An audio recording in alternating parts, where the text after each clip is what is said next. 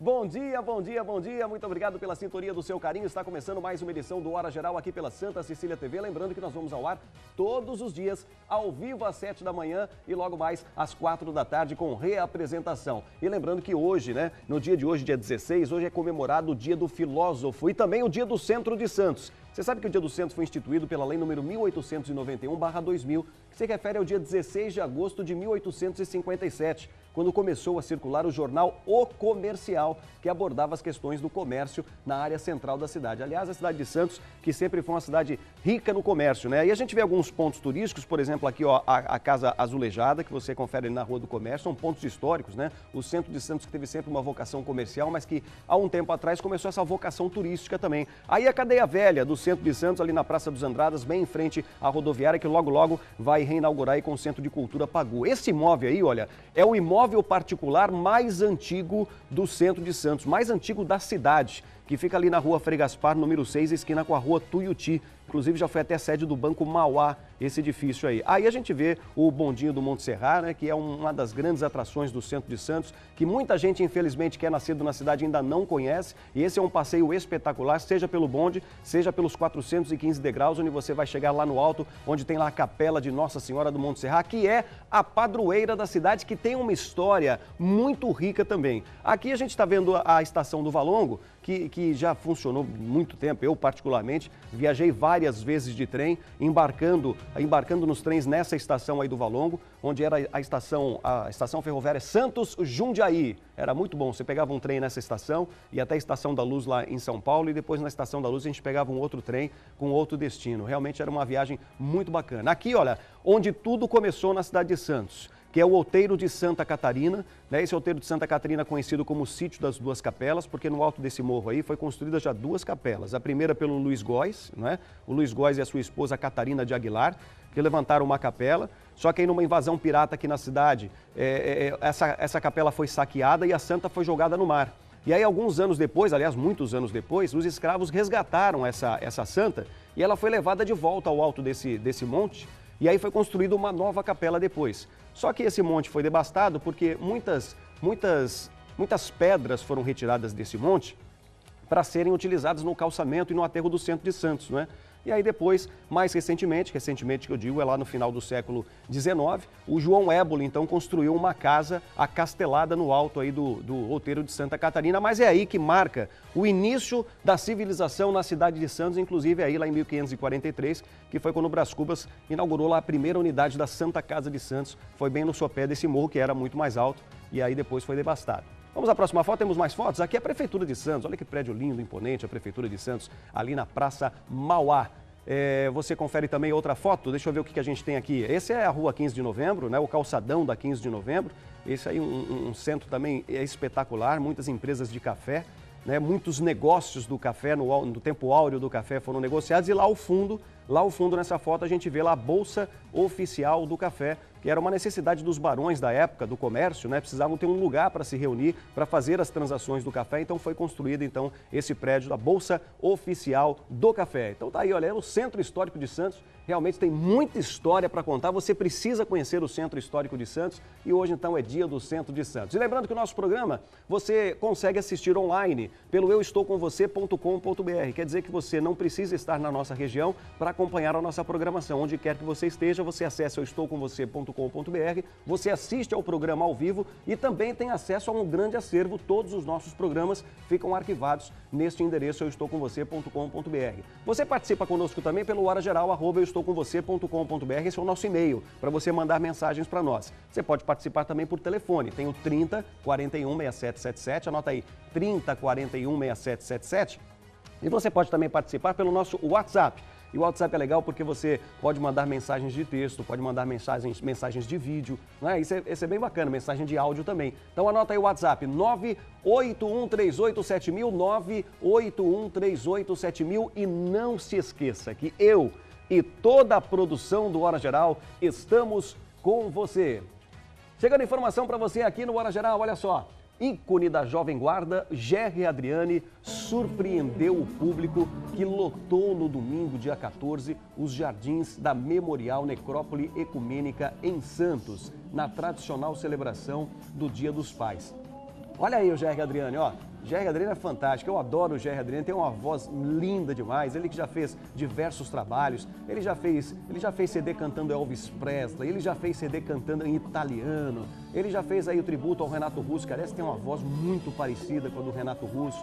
Gerry Adriani, um grande artista, e olha como estava cheio de gente lá na Memorial, todo mundo querendo assistir ao showzaço do Gerry Adriani, mas não teve só o Gerry Adriani não, viu? Porque a abertura do show foi feita pelo cover do Tim Maia, o Djalma Sperandel. Esse Djalma Sperandel, ele é sensacional, ele faz um cover do Tim Maia que é fantástico. Então ele foi lá com a banda Vila Régia.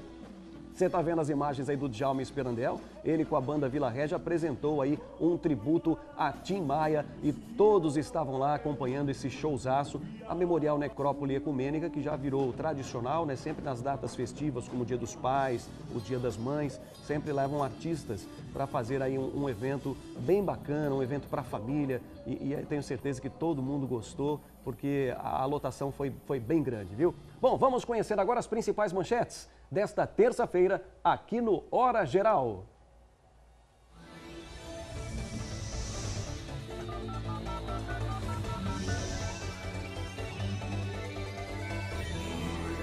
Começando com o jornal Folha de São Paulo, traz aqui na sua manchete de capa que o governo quer coibir acúmulo de benefícios da Previdência, hein? O governo do presidente interino Michel Temer, ele quer restringir o acúmulo de aposentadoria e pensão por morte em sua proposta de reforma da Previdência. A parcela de pessoas que recebem os dois benefícios triplicou entre 92 e 2014, de 9,9% para 32,4% do total. E técnicos estudam, então, 4 soluções para limitar o acúmulo com base nos modelos adotados por outros países. A proposta pode estabelecer um teto para o valor recebido, impor a escolha por um dos dois pagamentos, limitar apenas um dos benefícios ou simplesmente impedir o acesso à pensão para quem já recebe a aposentadoria. Não há estimativa do eventual impacto orçamentário, não. Dos 2,39 milhões que acumulam os dois benefícios, 1,67 recebem valor total de até 2 salários mínimos, ou seja, R$ 1.760. E o gasto com esses pagamentos soma por ano 31,4 bilhões de reais. Agora, por outro lado, cerca de 10 mil pessoas têm direito a uma soma superior a 20 salários mínimos, que dá cerca de R$ 17.600, o que representa um gasto superior a 3 bilhões de reais por ano. E a proposta do governo, então, a ser enviada ao Congresso nesse ano, não deve atingir quem já recebe o benefício. A regra, então, valeria tanto para os trabalhadores sob as regras do INSS, quanto para os servidores públicos. A Folha de São Paulo também que traz destaques aqui da Olimpíada, aqui à esquerda. Tem as notas aqui, ó. Ginástica, Zanetti é prata nas argolas e país tem resultado histórico. Quem mais? Acidente, câmera cai. Ah, tem uma outra aqui antes. É a Poliana Okimoto, né? A Poliana Okimoto, que é atleta aqui da casa, atleta do Santa Cecília, ela que levou bronze após a francesa ser desclassificada. Não sei se você pôde acompanhar as imagens de ontem, né? A francesa, rapaz, ela pulou por cima da outra atleta para poder tocar lá no pórtico, né? Onde é a chegada, e no fim ela acabou sendo desclassificada. Então a atleta que levou a prata foi desclassificada. Então subiu, né? A atleta que ganhou o bronze foi para a prata e a Okimoto, que chegou em 4º lugar, acabou levando a medalha de bronze. Parabéns, então, a Poliana Okimoto, que é atleta Santa Cecília e que faturou uma medalha de bronze para o Brasil. Tem mais uma nota aqui, ó, da câmera que caiu. Uma câmera caiu no Parque Olímpico e deixa ao menos 7 feridos. Eu não imaginava que pesasse tanto aquela câmera. Eu ouvi ontem a notícia de que 100 quilos pesa aquele equipamento todo. Aquela câmera que corre lá no cabo de aço, né? Ela corre uma distância de até 2 quilômetros. E aí aqueles cabos se romperam. E primeiro ela rompeu, ficou pendurada e depois acabou desprendendo e caiu. E ainda bem que houve apenas feridos leves, né? Poderia ter sido uma tragédia muito maior. Vamos continuar aqui com a Folha de São Paulo, que traz mais destaques aqui da Olimpíada, que traz aqui, olha, por medo de vaia, Temer desiste de ir à cerimônia de encerramento. Na coluna do Juca Kfouri na Folha de São Paulo, ele diz que seleções de futebol precisam evitar atitude de cadela no cio e vira-lata. Olha onde vai o Juca Kfouri, hein? E essa foto espetacular, hein? Que foto bonita essa. A foto aí do Thiago Braz, ele que tem 22 anos, bateu o recorde olímpico e levou o ouro no salto com vara, hein? Ele saltou 6,3 metros, superando o recorde olímpico anterior, que era de 5,97. Tem aqui também o quê? Disputa no CNJ mobiliza Mendes e Lewandowski. Eita, nós, a briga, hein? A disputa por cadeira no CNJ, que é o Conselho Nacional de Justiça, levou o Gilmar Mendes e o Ricardo Lewandowski do Supremo Tribunal Federal a buscarem apoio para apadrinhados. E a escolha cabe ao Senado. Mas vários senadores que foram procurados pelos dois são alvos da Lava Jato no Supremo. Então o CNJ funciona como uma corregedoria de juízes e tribunais do país. A Folha de São Paulo também destaca aqui que o Aloysio Nunes quer mudar lei para reprimir sua mulher, diz Lula. Também campanha para prefeito começa hoje, mais curta e com novas regras. São alguns dos destaques da Folha de São Paulo desta terça-feira, 16 de agosto. Vamos para o Estado? Foram os destaques da Folha, agora sim chegando ao Estado de São Paulo, que traz no seu destaque: Meirelles é vítima de manipulação eleitoral, pelo menos é o que diz o Moreira Franco, né? Um dos mais próximos conselheiros de Michel Temer, o Moreira Franco, secretário do Programa de Parcerias de Investimentos, rebateu críticas do PSDB ao ministro da Fazenda, Henrique Meirelles, e disse que ele está sendo vítima de manipulação eleitoral. Olha aqui ao lado, o terceiro ex-tesoureiro do PT vira réu na Lava Jato. Mas, meu Deus do céu, é o terceiro ex-tesoureiro já, hein? Puxa vida, tem aqui também Mercedes-Benz para a produção no ABC e inicia demissões. Isso é muito preocupante. A gente que já tem aí uma grande quantidade de desempregados, então vem a notícia agora de que a Mercedes-Benz suspendeu por tempo indeterminado a produção de caminhões e ônibus na fábrica de São Bernardo do Campo e iniciou demissões por telegrama. A empresa não informa o tamanho do corte, mas diz que os primeiros dispensados estão no grupo de 1.400 trabalhadores em licença remunerada desde fevereiro. E desde ontem, a maioria dos 9.800 trabalhadores da unidade está em casa, sem saber a data do retorno. Agora, o sindicato da categoria fala em 1.870 demissões. Vamos aqui para a segunda metade do estado de São Paulo, que também faz o destaque aqui do nosso atleta Thiago Braz, que saltou 6 metros e 3 centímetros, batendo o recorde olímpico aí do salto com vara, e diz voo de ouro. Tem aqui também falando sobre o acidente da câmera, né, que caiu, ferindo 7 pessoas. Quem mais? Tem mais uma foto aqui, descendo mais um pouquinho para ver a foto, é do Zanetti, né? É do Zanetti? É o Arthur Zanetti. Perdeu para o grego na prova das argolas e termina em segundo. E muita gente dizendo assim, mas não ganhou ouro, só a prata? Que só a prata? Ele ganhou uma medalha de prata. É o segundo melhor nas Olimpíadas. Não é ele que foi a medalha de ouro na última Olimpíada de Londres. Ele foi lá tentar, né? Ele foi lá tentar ganhar a medalha de ouro, mas não deu. Mas ganhou uma medalha de prata, já está muito bom. Parabéns ao Zanetti. E aqui também o destaque para o bronze no mar da Poliana Okimoto, atleta Santa Cecília, que chegou em quarto na maratona aquática, mas que ganhou a medalha depois da desclassificação da francesa. E tem aqui um destaque bem pequenininho aqui na lateral, que é um canoísta brasileiro que enfrenta o alemão, olha lá, com o segundo melhor tempo da eliminatória. O Isaquias Queiroz tem uma superação, ele tem que superar o alemão na final dos 1.000 metros. Vamos torcer então aí para o nosso brasileiro Isaquias Queiroz, aí na canoa. Foram os destaques aqui do estado de São Paulo. Vamos para a tribuna? O Jornal A Tribuna, que também traz no seu destaque aí, ó, o nosso atleta que bateu o recorde no salto com vara, 6 metros e 3 centímetros, uma boa foto, um recorte bom aí dessa foto, gostei. Aqui ao lado, o Porto confisca 3 toneladas de coca no primeiro semestre e bate recorde, hein? Aí a delegacia da Polícia Federal em Santos apreendeu de janeiro a junho 3.148 quilos de cocaína no Porto, 2 vezes o montante que foi confiscado em todo o ano de 2015. A droga coletada costuma ser fabricada em 3 países, no Peru, na Bolívia e na Venezuela. E ela entra no país pelas fronteiras terrestres para ser escondida em cargueiros localizados no Porto de Santos. Essa cocaína tem como destino principalmente a Europa. A estimativa oficial aponta que um carregamento de 200 quilos chega a valer mais de 150 milhões de reais. O Jornal A Tribuna que traz um destaque aqui da propaganda eleitoral que tem início hoje.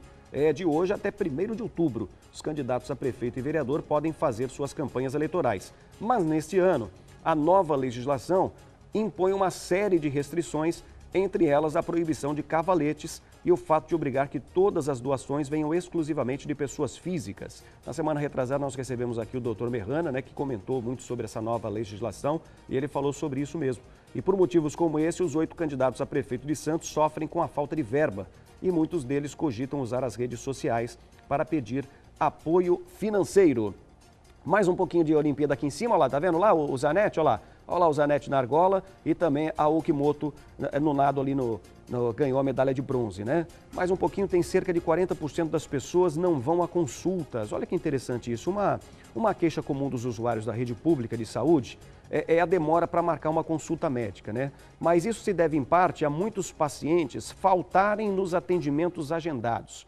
A Baixada ocupa o segundo lugar do ranking estadual de ausência nas consultas. E as piores situações estão em Praia Grande e Santos, onde o índice fica entre 30% e 40%. Mas também assim, tudo bem que existe a falta. Até nos consultórios particulares também o pessoal às vezes acaba faltando e nem avisa. Mas não dá para acreditar também, né? Não dá para acreditar a demora no atendimento simplesmente pelas faltas dos pacientes. Então, se isso está acontecendo, vai ter que se criar algum mecanismo para que essas pessoas sejam consultadas, pelo menos 1 ou 2 dias antes da consulta, para confirmação da presença ou não. O problema é que essas consultas demoram tanto para ser agendadas que as pessoas acabam arrumando um outro jeito, né? Às vezes acaba indo num outro médico, consegue uma consulta antecipada, mas não pode acreditar aí a ausência das pessoas que não vão às consultas, não pode acreditar essa ausência, né, a demora no atendimento. Se isso está acontecendo, tem que criar mecanismos, né, que sejam eficientes e eficazes para que isso não aconteça. Vamos voltar aqui ao Jornal A Tribuna com mais informações para você, trazendo aqui, olha, apoio a Temer será menor após impeachment. O senador Cristóvão Buarque garante que se Dilma Rousseff for afastada definitivamente, o presidente interino Michel Temer não vai conseguir manter, depois do impeachment, a mesma base aliada que tem hoje no Congresso Nacional e que é a favor da saída da petista. Os problemas vão surgir para valer na votação das reformas trabalhistas e previdenciárias. Tem aqui uma mamãe com um bebê no colo. O grupo de mães que vão prestar o Exame Nacional do Ensino Médio, que é o Enem, criou página no Facebook para reunir voluntárias que irão cuidar dos seus filhos durante a realização da prova. O objetivo é que até novembro, mês do exame, a lista consiga auxiliar mulheres de todo o Brasil. E aqui uma última notícia do Jornal A Tribuna, trazendo aqui embaixo: programas de fidelidade exigem atenção. No prazo de 1 ano, o número de brasileiros que fazem uso dos programas de fidelidade cresceu 19%. Um levantamento mostra que, como hoje dá para utilizar os pontos acumulados para comprar uma infinidade de produtos e serviços, o poder aquisitivo da família acaba aumentando em até 5% por causa disso. Então, foram as principais manchetes aqui do Jornal A Tribuna e a gente vai para o Diário do Litoral. Diário do Litoral que traz aqui, olha, o comércio tem pior Dia dos Pais em 11 anos. Segundo o Jornal Diário do Litoral, as vendas para o Dia dos Pais deste ano tiveram o pior desempenho desde o início da série histórica em 2005. Segundo o indicador da empresa de consultoria Serasa Experian, no final de semana houve queda de 8,7% ante o ano anterior. O desemprego e a inflação afetaram o comércio. A gente recebeu na semana passada aqui o presidente do CDL Santos Praia, o Nicolau Obeid, e ele comentou inclusive sobre essas pesquisas, dizendo que eles só levam em consideração os pagamentos parcelados ou no cartão de crédito. E ele comentou aqui que mudou um pouco a atitude do consumidor, que está optando muito pela compra à vista no cartão do débito, e que, segundo ele, não apareceriam nessas pesquisas. Mas, enfim, a gente sabe que a situação está realmente difícil para todo mundo e não seria de se espantar que realmente esses números sejam reais, né? Essa queda de 8,7% no consumo aí no Dia dos Pais, o pior, segundo o Jornal Diário do Litoral, o pior Dia dos Pais em 11 anos. Aqui no Diário do Litoral também tem uma outra nota aqui, olha, trazendo aqui a informação de que Itanhaém e São Vicente juntas têm 14 nomes na corrida a prefeito. Itanhaém tem 5 candidatos ao executivo, incluindo o atual prefeito. Já em São Vicente a disputa é mais acirrada, com 9 concorrentes a prefeito. Então você vai acompanhar aqui no Jornal Diário do Litoral as respectivas coligações que formam o cenário eleitoral desses municípios. Descendo aqui um pouquinho o Diário do Litoral para ver também a foto do Thiago Braz, que conquista o ouro inédito, e também a foto da Poliana Okimoto, atleta Santa Cecília, que ganhou o bronze, a primeira mulher brasileira a ganhar uma medalha olímpica na história da maratona aquática. E também o Arthur Zanetti, que é superado por rival e fica com a prata. Mais 2 notícias aqui do Diário do Litoral. Uma dupla rende clientes e funcionários de mercado em Santos. E também, após aceitar carona, adolescente de 17 anos é estuprada. Foram as principais manchetes do Diário do Litoral. Chegando agora o Expresso Popular. Dá uma olhada no Expresso, olha lá. Saiba como garantir uma vaga de estágio. Está procurando estágio? Então preste atenção. São 3.763 oportunidades para estudantes e recém-formados em diversas áreas em todo o país. Você confere aqui no caderno, na página 4 e 5 do Expresso Popular. Aqui traz uma foto do Thiago Braz e aí a manchete do Expresso diz: Thiago Braz é vara de ouro. Boa manchete. Vamos descer aqui um pouquinho o Expresso Popular para ver que tem mais, ó. Tem aqui, ó, meninas do Brasil pegam Suécia por vaga na disputa do ouro do futebol. Também aqui não, neném. Turma do vôlei masculino despacha a França no sufoco. Tem o destaque também da Poliana Okimoto, né, que se dá bem, ganhou bronze na maratona, e também o Zanetti com a prata nas argolas. E traz também o Expresso a nota da Polícia Federal que apreende 3 toneladas de cocaína no Porto só no primeiro semestre.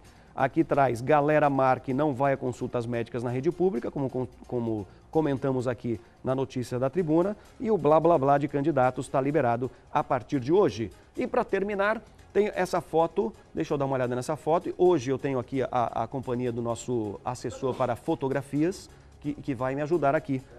Aqui está dizendo, Suzy abre guerra das busanfas. Como assim guerra das busanfas? É uma nova modalidade da Olimpíada? É? Eu não conheço, não conheço. Mas põe a foto de novo que o Família vai fazer a sua avaliação em relação à foto. Essa foto, Família, essa foto está no foco.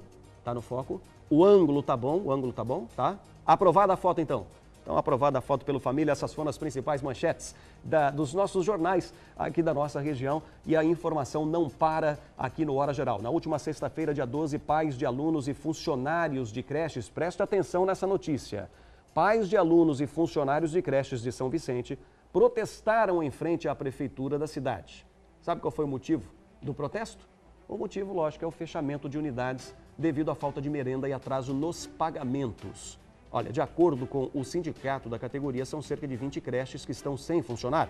A Prefeitura de São Vicente prometeu que equipes iriam às unidades para verificar a situação da merenda. Quanto aos salários atrasados, a administração municipal afirma que 21 das 74 creches da cidade estão sem receber repasse. O motivo é um atraso na prestação de contas. A Prefeitura diz ainda que a situação será normalizada. Prestação de serviço. O Banco de Sangue da Casa de Saúde de Santos está com o estoque baixo. A instituição precisa urgentemente de pessoas que possam doar sangue e ajudar a salvar uma vida. Os interessados em ajudar devem ir até a unidade localizada na Avenida Armando Salles de Oliveira, número 138, no Boqueirão, em Santos. As coletas de sangue ocorrem de segunda a sexta-feira. Anota o horário, de segunda a sexta, das 7 da manhã até as 4 horas da tarde. Agora, além desses dias, nos primeiros sábados de cada mês, das 7 às 11 da manhã, também é possível fazer a doação. Para doar, é preciso levar um documento com foto e estar em boas condições de saúde. Não é necessário estar em jejum, basta evitar alimentos gordurosos 3 horas antes do procedimento. Para tirar alguma dúvida, anote um telefone para contato: 3202-7900. 3202-7900. E olha só, a enfermeira Janaína Alves, de 27 anos, que foi asfixiada dentro do próprio apartamento em São Vicente, deixou a UTI. De acordo com a irmã da vítima, ela já está no quarto e responde a alguns estímulos. Janaína já abre os olhos e, com isso, a família voltou a acreditar em uma recuperação plena. O noivo da enfermeira é o principal suspeito de cometer o crime e ele foi preso no dia 9 de agosto em Praia Grande. Plano de Saúde Santa Casa de Santos tem o melhor atendimento em plano de saúde. Então veja agora qual é a movimentação nas estradas.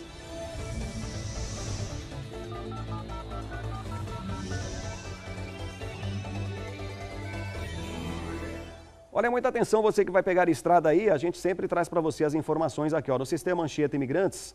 Você está vendo aí, o tráfego normal, viu? Está operando no esquema 5x5, sem pontos de lentidão. Já na Cônigo Domênico Rangoni e na Padre Manuel da Nóbrega, o trânsito segue normal. Para quem vai se utilizar do serviço de travessia de balsas, a Travessia Santos-Guarujá opera com 4 embarcações. Guarujá-Bertioga opera com 1 embarcação. E São Sebastião e Ilhabela operando agora com 3 embarcações. Muita atenção, você que vai a São Paulo, rodízio, hein? Rodízio de placas. Automóveis com placas finais 3 e 4 são proibidos de circular no centro expandido da capital paulista, entre 7 e 10 da manhã e 5 da tarde e 8 da noite. Todo mundo querendo saber qual é a previsão do tempo, afinal de contas, sexta-feira. Ontem nós dissemos aqui que ia ter o predomínio de sol, aí depois o tempo acabou virando, veio uma ventania danada, virou o tempo. Mas e hoje? Como vai ficar o tempo hoje? Você sabe agora no Hora Geral.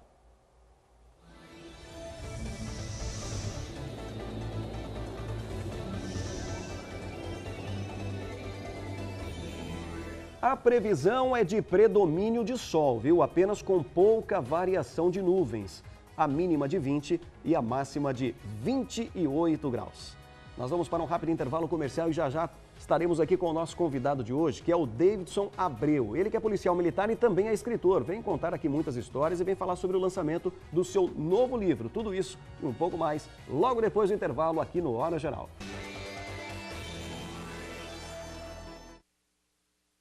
Já estamos de volta ao vivo aqui pela Santa Cecília TV. Lembrando que o nosso programa vai ao ar todos os dias de segunda a sexta ao vivo às 7 da manhã com reapresentação às 4 da tarde. E você também pode rever todos os nossos programas na internet. Eu estou com você.com.br.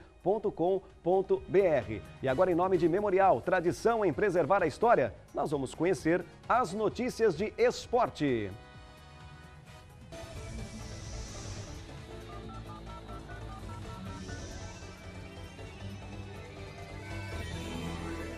Olha só, hoje tem mais uma rodada do 4º Campeonato de Futsal Cidade de Santos. 3 partidas acontecem no ginásio Dondinho, em São Vicente, a partir das 7h30 da noite. O primeiro jogo é entre Vila Nova e São Miguel. Na sequência, Aimoré e Rinaldi entram em quadra, às 8h30 da noite. E para fechar a rodada, às 9h30 da noite, Vila São Jorge e Nova União se enfrentam.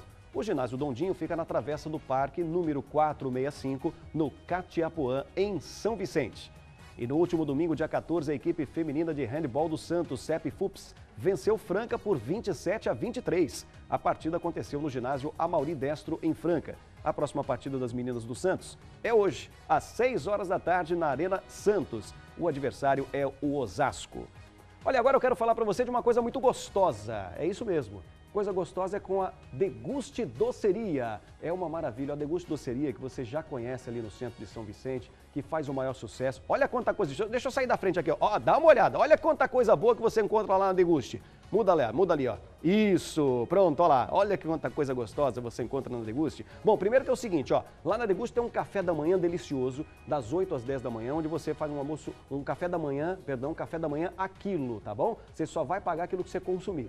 Aí você tem o chá da tarde, das 5 da tarde até as 7 da noite. Aí no final do dia, com mais tempo, vai lá com o pessoal do escritório. Aí o que você faz? Você paga um preço fixo e come à vontade, fica lá até quando você quiser. Fica à vontade, não tem problema não, tá legal? Sem contar que também tem o almoço na Deguste, aquele almoço com vários pratos quentes e frios. Eu sempre destaco aqui aquela massa. Nossa, tem uma massa lá deliciosa que eles preparam na hora, você escolhe os ingredientes. E sem contar, lógico, uma grande variedade de bolos, pães, tortas, doces. Aí o forte lá também, sabe o que? Tem duas coisas bem fortes lá. Primeiro que é o frango assado. Frango assado tradicional da Deguste, de quarta a domingo. O frango assado delicioso. O pessoal lá, 2 quadras lá da frente, você sente o cheiro do frango assado da Deguste e vai lá buscar. E também o kit festa para você que faz aniversário ou para você que quer fazer uma reunião com a família, reunião com os colegas de trabalho. Eles têm kit festa lá que são sensacionais. Por falar em kit festa, toda sexta-feira aqui no Hora Geral, a gente sorteia um kit festa com bolo sem salgados e 50 docinhos entre todas as pessoas que fazem aniversário durante a semana e se inscreve. Então, se você não se inscreveu ainda, faça isso agora. horageral@euestoucomvocê.com.br,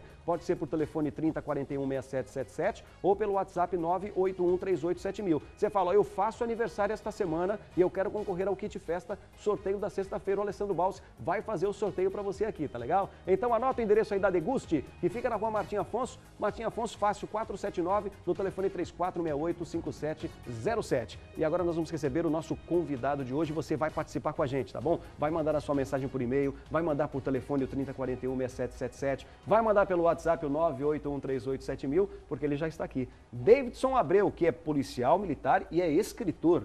Bom dia, Davidson. Bom dia, Seja muito bem-vindo ao Hora Geral. Obrigado. E como é que é essa coisa de ser policial militar e escritor, tem alguma coisa a ver uma atuação com a outra? Não? O tema desse meu livro agora foge um pouco. O meu primeiro livro ele foi sobre defesa pessoal, cheguei a apresentar aqui, e era um tema bem diretamente relacionado com o meu serviço. Agora a área é outra, eu caio para a literatura fantástica de terror, né, na escrita de uma ficção, um romance, então foge um pouquinho da área, mas talvez nem tanto, né, porque não tem quem saiba mais sobre terror do que um policial. Né? Para começar falando sobre a tua área de policial militar, como é que você foi levado à carreira policial? Eu sempre gostei do militarismo, encontrei na Polícia Militar algo mais ativo, que eu pudesse estar na rua diretamente e o objetivo mesmo era combater o crime, eu gostava dessa área, então muito jovem, com 18 anos eu fiz o concurso, aos 19 eu já estava ingressando como soldado na Polícia Militar, Aí fui progredindo a sargento, hoje eu sou primeiro-tenente aqui do 6º Batalhão. Ainda está atuando ainda? Como é que é a tua atuação? Ainda tenho bastante tempo para atuar. Ainda tem bastante tempo ainda? Isso. É? Hoje eu trabalho, o meu foco mais é na área logística e material bélico do batalhão. Tá. E diz uma coisa para mim, que momento que a literatura passou a fazer parte da tua vida? Eu sempre tive muito contato com a escrita. Eu sou bacharel em Direito, eu já colaborei com algumas revistas, jornais. Geralmente o foco era na prevenção, segurança pública e defesa pessoal. Mas com o tempo, como sou um ávido leitor também, com o tempo acabei caindo para essa parte da literatura. Mas quando eu vi, eu já estava com o livro praticamente pronto. É mesmo, é? Que bacana. E diz uma coisa para mim, ô Davidson, você teve influência de romances policiais, assim? Olha, para dizer a verdade, nem tanto. Acho que a área mais da história, que eu acabo lendo mais sobre história, mitologia e sobre essa área de ficção do fantástico, né, do sobrenatural, aquela literatura mais clássica, mais gótica, vitoriana. E, na verdade, acho que quando você escreve um livro, acho que você procura escrever o livro que você gostaria de ler. Que você sente falta naquilo que você lê e acha que poderia, um pouco de pretensão, né, mas é o gosto pessoal, sim, poderia melhorar um pouquinho. Acho que se isso fosse dessa forma, seria melhor. Aí você acaba criando sua própria obra. Agora, dentro daquilo que você escreve, como se disse, é ficção. Sim. Mas até onde você leva a vida real, principalmente nessa tua atividade policial, para dentro dessa história ficcional que você escreve? Eu acho que pelo menos a partir do que eu escrevo outras coisas também, sempre tem um pouco da experiência de vida, da sua experiência de vida no que você escreve. Sempre é um pouco de cada personagem. Mas o interessante nessa obra em si, como ela retrata, no início do século passado que se passa a obra, o título é A Vingança de Drácula, então tem aquela pretensão de seguir adiante onde o autor terminou, onde o Bram Stoker terminou, ela se inicia. E ela conflita com fatos históricos reais. Então, dentro da história, há os personagens do antigo romance do Stoker, há outros ficcionais e há personagens reais também que povoaram a Europa nesse início do século passado. E o interessante é que os personagens reais, às vezes, são mais interessantes do que o da ficção. Alguns que eu coloco lá, entre eles era o monge Rasputin, que ele foi um dos causadores, aí, peça importante na Revolução Russa, e um místico. A morte dele foi perturbadora, ele se negava a morrer, envenenado, esfaqueado, alvejado. Outra é a Condessa Bathory, conhecida como Condessa de Sangue, que houve um processo da nobreza mesmo contra ela. Ela matou cerca de 600 pessoas e dizem que se banhava no sangue dessas pessoas. O final dela foi ser emparedada em seu próprio quarto. Apesar que depois os historiadores divergem um pouco dessa história e dizem que o real motivo da morte dela era que o rei tinha muita dívida com ela. A fortuna dela era maior do que o rei. Mas até hoje não se sabe, mas é fato que muitas mortes ocorreram lá naquele momento. Então, acabam sendo personagens bem interessantes. Bem interessantes, quer dizer, é uma mistura dos reais, sim, com os ficcionais, né? Sim, com o ficcional e com o folclore também de vários países do leste europeu, que é o tema principal aí, o personagem principal é um vampiro, conhecido, sim, Drácula, e o folclore europeu, ele relata muito. Há até hoje algumas regiões que ainda acreditam no vampiro, no vampirismo. Foi encontrado, há poucos anos atrás, cemitérios com esqueletos, com estaca cravada no coração, com pedras nas mandíbulas. Então, é uma coisa muito forte em algumas regiões da Europa. Sem contar que é o maior vilão que tem, sim, na história, mais retratado em todas as mídias, videogame, história em quadrinho, filmes, minisséries, acabam retratando esse personagem. E acho que é o mais temido também, não? É difícil, sabe? Às vezes os personagens da vida real acabam sendo mais temidos, apesar que ele é inspirado num personagem, sim, real, que foi apesar de ser considerado um herói na Romênia, o príncipe Vlad Tepes, Sim. mas ele era muito cruel mesmo. Ele empalava seus inimigos, ele usava o terror, porque ele vivia num lugar de conflito político muito grande. De um lado, os turcos, do outro lado, o rei da Hungria. Sim. E ele acabava vivendo, a violência era uma forma dele sobreviver. Estamos recebendo aqui, Davidson Abreu, que é policial militar e é escritor, está lançando o livro, a gente vai mostrar daqui a pouquinho o livro que vai ser lançado agora. Quando vai ser lançado? Vai ser dia 30 agora na 30. Bienal. Nós vamos mostrar já esse livro para você acompanhar. Antes eu queria saber o seguinte, você disse que sempre teve o hábito da leitura. Sim. Né?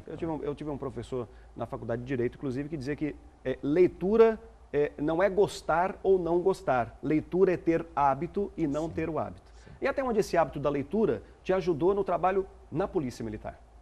Completamente. É necessário. A leitura ela é um trabalho muito amplo da polícia, que você não é apenas lei que você tem que saber, você também tem que ter o conhecimento de psicologia e conhecimentos gerais muito grande. Tem que estar sempre lendo, sempre se atualizando, se quiser ser um bom policial, porque às vezes a sociedade ela evolui muito mais rápido do que as leis. E o policial ele tem que estar, apesar de cumprir a lei, sim, ele tem que estar com essa evolução, buscando essa evolução com a sociedade. Se você ficar aquém dessa evolução, você acaba não entendendo certos fenômenos que acontecem. E o policial é aquele que ele se relaciona com todo tipo de pessoa, desde o mais humilde até o mais abastado, né? Desde o político, do empresário, até aquela pessoa com pouca instrução e, é claro, com criminosos. E é sempre uma história social em volta de cada um desses daí. Davidson Abreu está com a gente aqui hoje, policial militar e escritor. Vamos falar do seu novo livro que vai ser lançado agora no dia 30 de agosto. A gente vai fazer uma pequena pausa, um rápido intervalo comercial, só para a gente tomar uma aguinha e a gente volta já com o Hora Geral, aqui na Santa Cecília TV.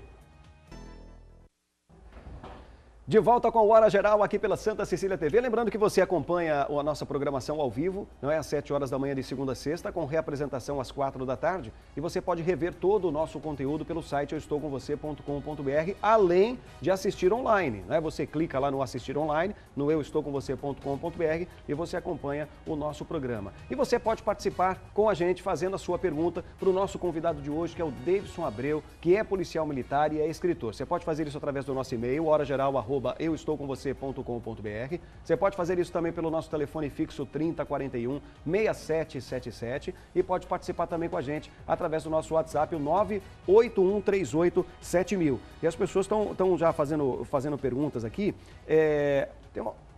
A pergunta é a seguinte, Davidson: a leitura é uma prática que é incentivada nos cursos de formação de oficiais, por exemplo? Certamente. O curso de formação de oficial, a leitura ela é obrigatória. Você tem que estar lendo constantemente, não só a matéria, como também ampliar seus horizontes aí, que não tem como fugir da leitura. E hoje a gente lê muito mais. Não só livros, mas tudo é mensagem de texto, é mídia social, rede social. Então a leitura nossa ela é obrigatória, não tem como fugir dessa leitura. Agora, a leitura de lazer, às vezes o brasileiro não é um ávido leitor, assim como em alguns outros países. O consumo de livro aqui é um pouco menor. Essa é uma das lutas do escritor, que ele tem que lutar num mercado difícil, conquistar o leitor nacional e ainda concorre com os estrangeiros. O meu livro vai estar lá do lado do Stephen King, sim, que é muito mais conhecido. E sem dizer os impostos. Um dia eu fui comprar um livro e eu li na nota lá que estava 31% de impostos.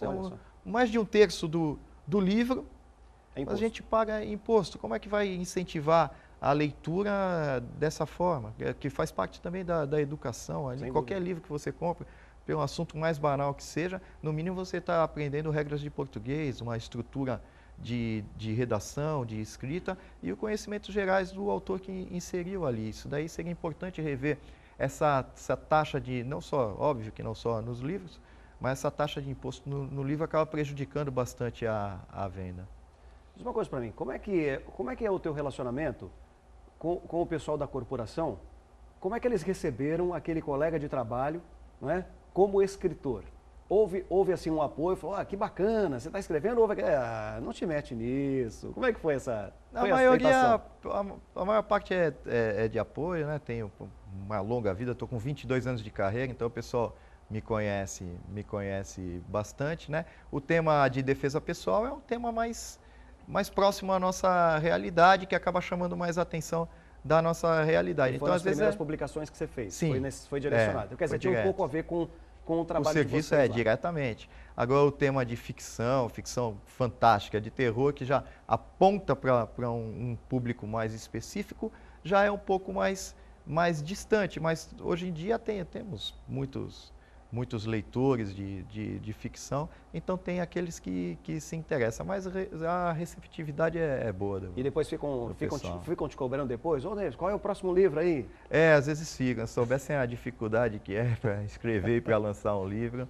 E diz uma coisa, quanto tempo leva, dentro de uma publicação que você fez, você vai lançar um agora dia 30? Sim. Quanto tempo leva para você escrever outro? Existe um tempo, você coloca uma meta ou aparece? Sim, eu estou sempre escrevendo. Eu já estou terminando um outro, mas que nem eu sempre falo, conheço bastante gente que chega para mim e fala, eu também estou escrevendo um livro, legal, mas é difícil e tal, então, quando o livro seu estiver pronto, você vai ver que essa foi a parte mais fácil.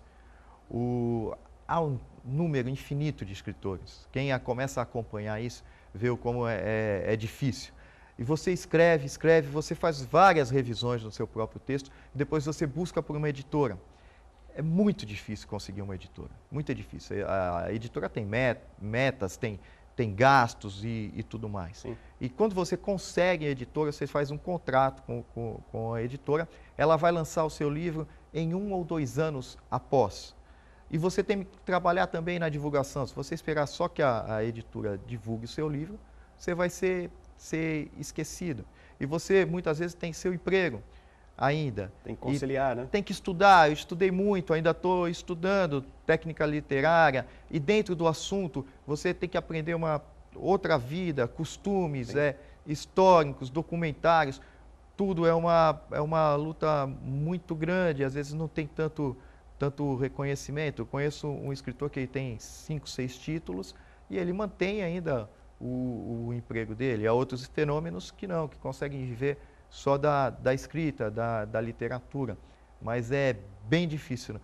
Mas tem que insistir e tem que fazer porque gosta. Não pode desistir, né? Não. Se você gosta, tem que ir atrás do seu sonho, tem que fazer porque gosta. Vamos falar então agora do teu novo livro, o mais recente livro, que é A Vingança do Drácula, é isso? Sim, Vingança de Drácula. Ele vai ser lançado dia 30? Vai ser lançado dia 30. Eu tive a honra aí de ser convidado pela editora Madras, é uma grande editora, aí, a maior editora holística do país, escreve muito sobre coisa mística, sobre maçonaria e tudo mais. Eu tive a grata aí oportunidade de ser um dos escolhidos a fazer o lançamento na Bienal do Livro de São Paulo, dia 30, a partir das 18 horas, que é fantástico isso. Depois, dia 17 do mês que vem, eu vou fazer um lançamento aqui na Livraria Realejo, no Gonzaga. E dia 8, eu tenho, dia 8 do mês subsequente, tem a Santos Expo Comics, que já faz parte aí da agenda cultural da cidade. Eu também fui convidado a participar e talvez no final do ano eu participe do Festival Boca de Inferno de curtas em São Paulo, mas com o livro. Aí tem surgido essas oportunidades aí, esses convites. Eu vou tentando me agendar. Sim. Sem prejudicar nunca conciliando meu o trabalho. Né? E o pessoal de casa viu aí, isso. Olha, muitas figuras, a capa do seu novo livro, que então vai ser lançado agora no dia 30 de agosto. Vai ser na Bienal, é isso? Isso, na Onde Bienal. vai ser a Bienal esse ano? A Bienal no pavilhão do AMB. Do AMB. Isso vai ser no stand da Madras, quarta-feira, dia 30, salvo engano, uma quarta-feira. E a partir das 18 horas vou estar lá. E aí você vai estar lá, vai autografar os livros? Sim, estou lá, vou bater um papo com o pessoal, autografar o livro. Quem não puder ir aqui de Santos, já falei para muita gente que eu conheço, aí vai ser depois aqui na Realejo. Aqui. Bacana. Deixa eu dar um recado aqui, o Léo Mecânico, ele entrou em contato conosco aqui e está parabenizando aí por você estar aqui no Hora Geral e que o admira muito e manda um grande abraço para você. Léo, um abraço, meu amigo de infância aí, mecânico lá do Marapé, que eu eu vivi quase a vida inteira no Marapé aí, né, grandes amigos lá. Que bacana. E muito obrigado pela sua audiência, obrigado pelo seu carinho aqui com o Hora Geral. Deixa eu te fazer uma pergunta. Qual é a influência do livro O Monge Louco em A Vingança de Drácula? Existe alguma influência? Eu acho que tem a influência maior, talvez seja o ator que fez, apesar de fugir um pouco da literatura, mas a arte está sempre junta. O maior ator que fez Drácula, na minha opinião, é Christopher Lee, que morreu agora ano passado. E ele também interpretou o Rasputin, que é o monge louco. E são personagens contemporâneos, quase contemporâneos, pelo menos no início do século, onde passa a minha história, eles convivem juntos. Obviamente não houve uma relação histórica, mas o Rasputin, ele a história é uma história fantástica, uma história alucinante, como alguém beberrão, briguento, mulherengo, que vivia na Sibéria, se aproximou da corte e foi protegido do czar russo, da czarina. Dizem ter salvo o filho dele, que era hemofílico, e acabou fazendo uma bagunça e destruindo, sendo um dos fatores a destruir o Império. Olha só. Isso daí é uma coisa fantástica. Uma outra história também, lembrando agora que fala um pouco no livro, é uma história de lobisomem, que realmente aconteceu na França. O rei foi obrigado a intervir, mandou tropas lá para o vilarejo, para a cidade, para caçarem o lobisomem. Puxa vida. É inacreditável, mas são coisas que realmente aconteceram. Que bacana. Temos uma pergunta no telespectador na tela. Pode colocar a pergunta do nosso telespectador ou telespectadora. Vamos saber o que quer saber. É o Uriel Vilas Boas, é o nosso telespectador do Campo Grande em Santos, e diz: até onde a literatura poderia influenciar o entrosamento entre a polícia militar e a comunidade, visando a diminuição da criminalidade? Assim, há dois aspectos, né? A literatura, ela enriquece seu conhecimento geral, dependendo de cada título, né? E é sempre importante o policial conhecer a sociologia, por que as coisas funcionam, por que as coisas acontecem daquela forma. E ele entender por que certas pessoas que moram em determinados lugares agem de certa forma, tem uma cultura local naquilo ali. E a literatura, obviamente, ela ajuda muito a você ter essa compreensão do todo. Fora isso, a parte técnica, os livros técnicos que são essenciais para você, sobre diversos assuntos, ou mesmo sobre os métodos operacionais, e a gente começa a fazer uma comparação. Então, o leitor, ele começa a ser mais crítico, não só do que ele está lendo, mas tudo ao redor, e tentando entender o porquê. Esse daí é uma das técnicas do escritor. Ele tenta, no livro, fazer o leitor, a gente só descobre isso depois quando escreve. A gente tenta fazer o leitor descobrir o que está acontecendo. A gente não conta para o leitor, está acontecendo isso, essa pessoa ela está muito zangada, essa pessoa ela está muito contente. Não. Você coloca elementos para que ela descubra isso. Exatamente, ela tem que descobrir, então ter essa percepção do que está acontecendo. Isso sem dúvida nenhuma, importante para o policial, e tem que saber o que está por trás daquela história que estão lhe contando. Parece que dá a impressão que não tem uma ligação direta com isso, mas é um paralelo muito importante, porque há sim essa ligação. A pessoa todos nós temos que ler bastante.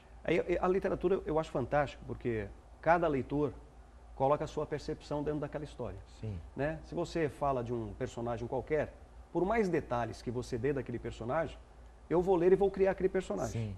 Você vai ler e vai criar o seu. Sim. Então, essa viagem é muito interessante na literatura. Né? É uma introspecção, a leitura realmente é uma viagem pessoal no mundo da ficção.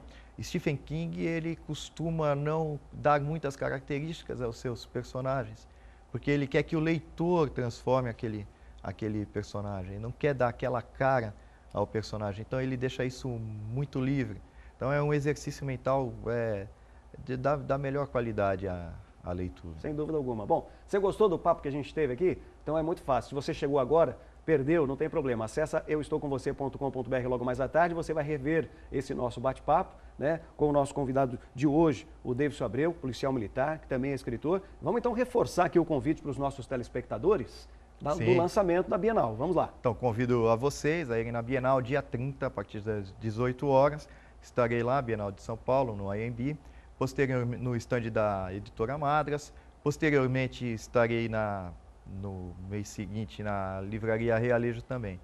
E deixar gostaria contato? de falar, o meu contato é Davidson Abreu, minha fanpage, Davidson Abreu Livros e Pensamentos, e que leiam os autores nacionais. Temos autores aí ótimos aí.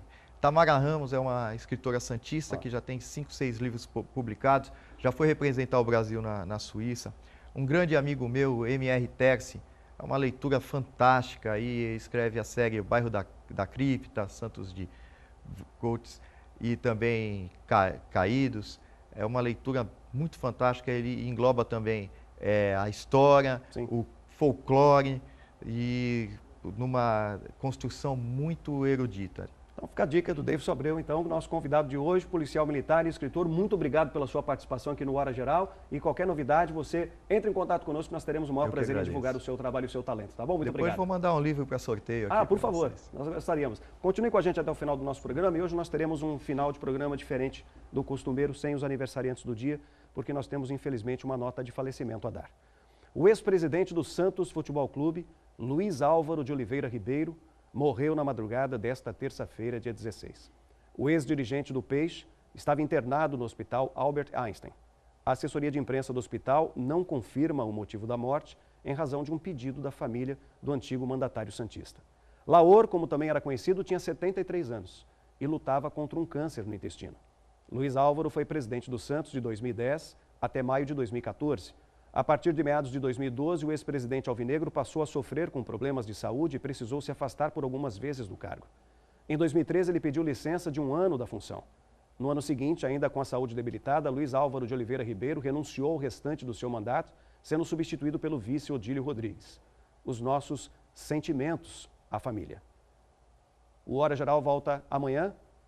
Durante o período, só lembrando que durante o período em que comandou os destinos do time da Vila Belmiro, o ex-dirigente viu o Santos erguer 6 taças. Foram 3 campeonatos paulistas, 2010, 11 e 12, uma Copa do Brasil em 2010, uma Copa Libertadores da América, 2011, e uma Recopa Sul-Americana em 2012.